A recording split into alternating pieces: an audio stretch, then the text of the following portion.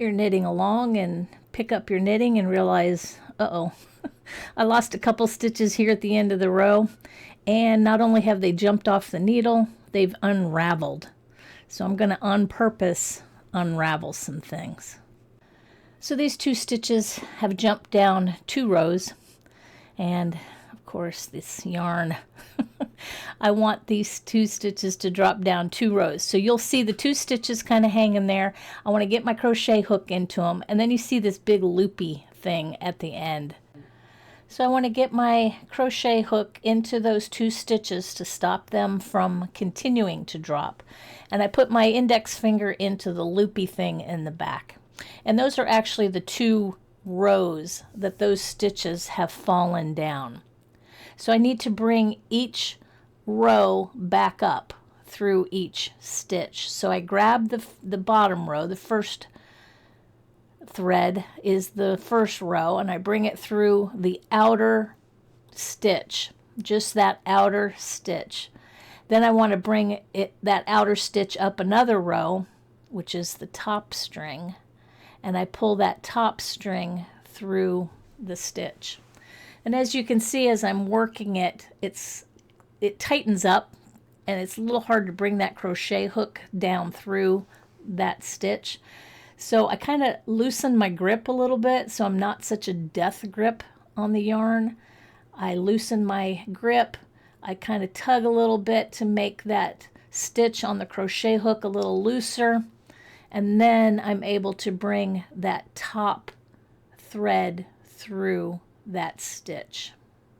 Plus my yarn wants to kind of fray a little bit. So now I've got that outer stitch repaired, and I need to put it back on my left needle. So I grab my needle, I come up underneath the stitch, and then pull it off the crochet hook. Now everything's kind of wobbly and loose. Don't freak out. We just need to get that next stitch repaired. As I pull on both my left and right needle, you'll see the big wobbly stitch over on my left side, and those 2 bars are in between my needles. So I now need to do exactly the same thing. I need to bring that stitch on my crochet hook up 2 rows. So I grab the bottom thread and pull it through. That's bringing it up 1 row. And then I grab the top row and I wiggle it and bring it up. So now I've repaired that second stitch, and I'm going to drop it over to my left needle.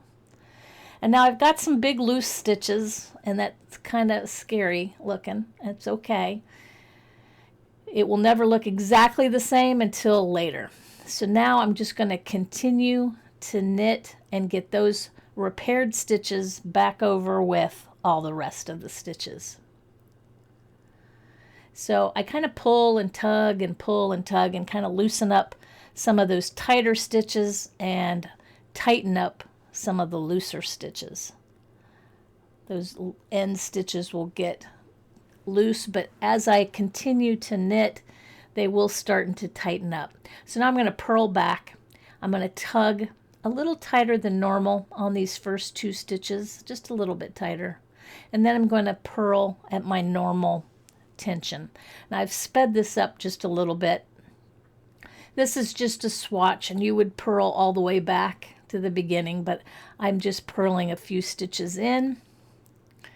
Then I'm going to turn my work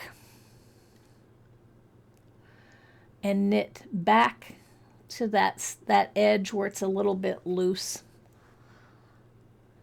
It's not too bad. You can't really tell, but up close it's a little bit loose and wonky.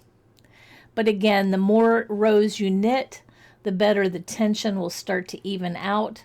And then at the end of your knitting, you can block this yarn, and that will help tension those stitches to look a lot more even. So here we're at the end of the row, and you can still see some big loopy stitches. So in order to kind of fix that a little bit, what I'm going to do is take my crochet hook, and I'm going to start wiggling the crochet hook into some of the tighter stitches, a couple of stitches in, and help relieve some of that loopiness on the edge. So I grab my crochet hook and I just kind of wiggle it in different spots, kind of random, and just pull a little bit, not pulling hard, not trying to make more loopy stitches or tighter stitches. I'm just trying to bring in some of the tension, some of the loopiness that's on the edge, and bring it over into the couple of stitches next to those loopy ones. I take the head of the crochet hook and go into the V's and find those bars, and I kind of tug on those. Those are the bars that make the rows, and I just kind of tug on those. And just again, I'm just kind of randomly going into the V's and pulling. I just continue to do that randomly, and it starts looking better and better. And again, the more you tug on it, pull those in between bars around, the tension gets better. And again, the more rows you continue on, it will also help the tension. So just keep going. It looks a lot better. It's a lot better than having to rip the whole thing out.